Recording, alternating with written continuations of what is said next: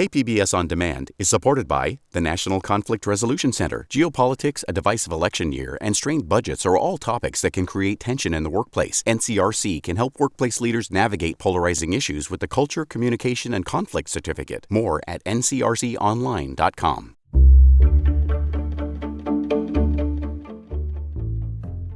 Good morning, I'm Debbie Cruz. It's Monday, January 27th. Camp Pendleton troops have headed to the border.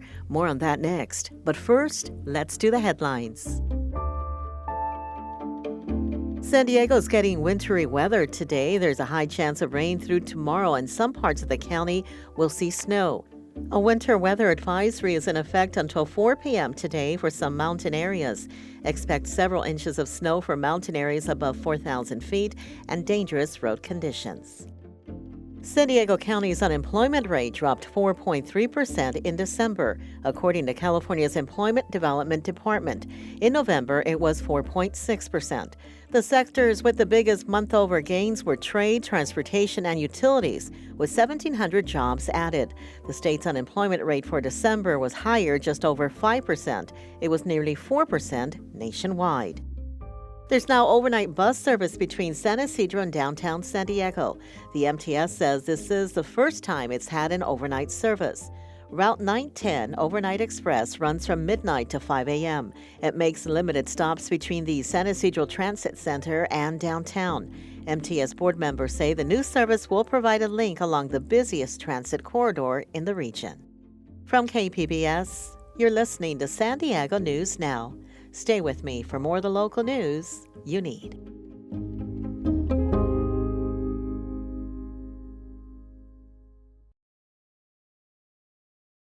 KPBS On Demand is supported by Paint Care, offering households and businesses in California more than 800 leftover paint drop-off sites for recycling. Quantities of 100-plus gallons of paint may qualify for a large volume pickup. Learn more at paintcare.org.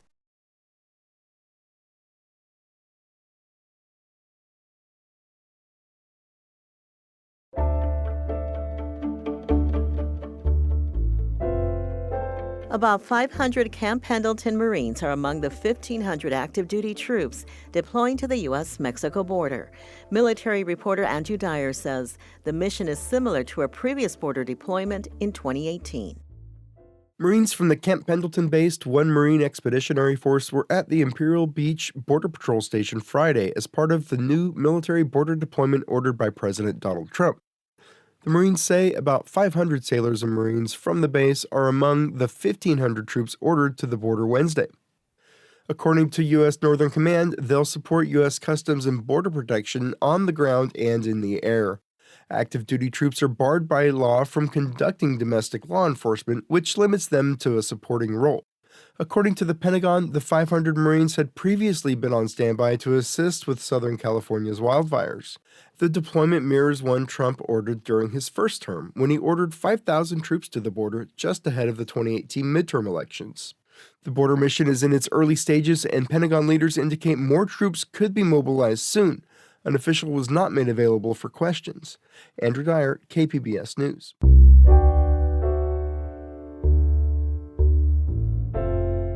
State Attorney General Rob Bonta visited San Diego on Friday. He reaffirmed his commitment to upholding the state's sanctuary laws. Border reporter Gustavo Solis says those laws would protect Californians from some of President Trump's most severe immigration enforcement actions. Bonta came to San Diego with a clear message: ensure that everyone follows the state's sanctuary laws, like SB 54. Which limits cooperation between local jurisdictions and federal immigration enforcement agencies. We are prepared to act. We have a plan. We are monitoring compliance or lack thereof. And if there is a failure to comply, we will act. Bonta heard from several immigrant rights activists who are worried that cities like El Cajon and the San Diego County Sheriff's Department may not follow sanctuary laws. For example, Sheriff Kelly Martinez's decision to ignore a new county policy aimed at limiting the transfer of people from local jails to Immigration and Customs Enforcement. And El Cajon Mayor Bill Wells' efforts to assist federal immigration agencies as much as legally possible. Bonta said his office is closely monitoring each situation. important to share with us what you're seeing. Again, we're not on the ground everywhere. We don't see what every law enforcement entity is doing. He even called Wells's resolution, quote, symbolic and performative, saying cities cannot rewrite state law. Gustavo Solis, KPBS News. Filling a vacant city council seat is usually without controversy. Not so in Poway, where the public, a newly elected councilman, and the city are at loggerheads.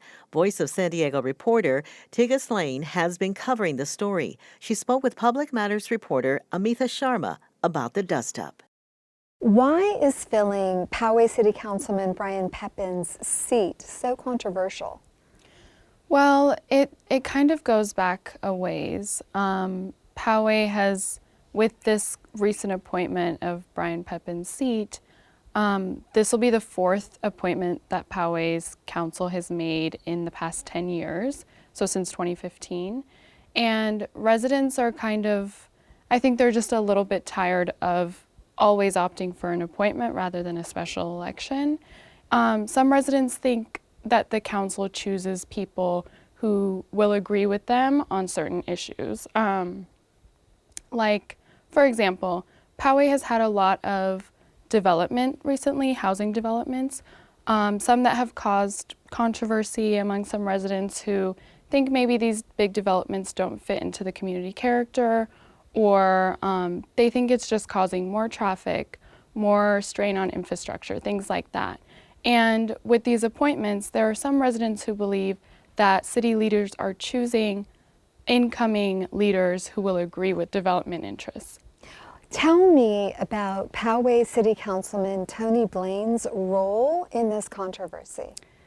Yeah, so Tony Blaine was recently elected for the District 2 seat, and he is a controversial figure because leading up to this decision by the council to either appoint or put on a special election for Brian Pepin's seat, he actually sent emails to another council member, Peter DeHoff, and in the emails he was urging DeHoff to vote for a special election, or Blaine wrote in the emails that he would continue to lead a recall effort of Councilmember DeHoff, and that he wouldn't vote for DeHoff to be deputy mayor. So these emails are public because they're between city council members, and the city of Poway actually put those emails into the agenda for this recent January 21st meeting. And people saw the emails, and it was controversial because it is considered vote trading, kind of like if you do this for me, I'll do this for you. Some people, were saying bribery, extortion. There hasn't been a legal decision of it yet because it's very recent, but legal experts have said that it could violate state law. So that's kind of how the Blaine controversy started. I have covered threats to local elected officials quite a bit. At the same time, I know that strong arm tactics and politics go hand in hand. Is what's happening in Poway a bit of both?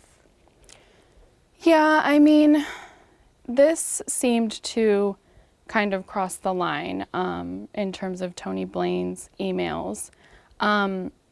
He ran a campaign on keeping things honest, being transparent. He's been very critical during his campaign of the current Poway Council, and he's said there's backroom deals, and he was running to kind of stop that sort of behavior. It sort of erodes trust in the public even more. And now people are looking at this like, what else is going on behind closed doors? Well, that's my next question. I wanted to ask you about what this controversy says about the public's perception of the Poway City Council. There was already sort of a trust issue, like I said, with all of the appointments in the past. People were already kind of questioning that. And then to see these emails come out, and then also at the January 21st council meeting, the city attorney of Poway, he made some remarks to the public and to Blaine that calling him a bully and saying he's intimidated him and harassed him.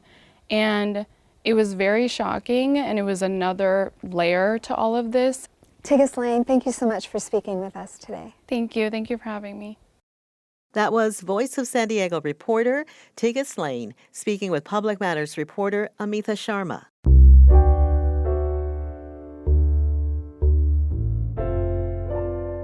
Is aging caused by gene expression or changes in the genes themselves? SciTech reporter Thomas Fudge has more on new research that explores how hard it could be to slow the aging process. Growing older means getting wrinkles and gray hair, but it also means something is changing at our genetic level. Scientists have found aging can be clearly seen in gene expression, a predictable process that's pretty easy to manipulate. But the UCSD professor who discovered that link 10 years ago, Trey Eidecker, says new research shows aging may be caused not by gene expression, but mutations in our DNA. It certainly casts a cautionary note that we should also look at the primary causes of some of those changes, which are likely to be in the DNA itself. He compares gene mutations to lightning strikes that are powerful and unpredictable. If mutations are the true cause, then slowing the aging process becomes much more challenging. UCSD doctoral student Zane Koch, lead author of the study, says the research hasn't disproved the predictive value of gene expression, what he calls our epigenetic clock. Now we're kind of looking back at why those epigenetic clocks tick. Researchers say conclusive proof of their theory will require more research aimed at better understanding gene mutations. Thomas Fudge, KPBS News. That's it for the podcast today. As always, you can find more San Diego news online at kpbs.org. I'm Debbie Cruz. Thanks for listening and have a great Monday.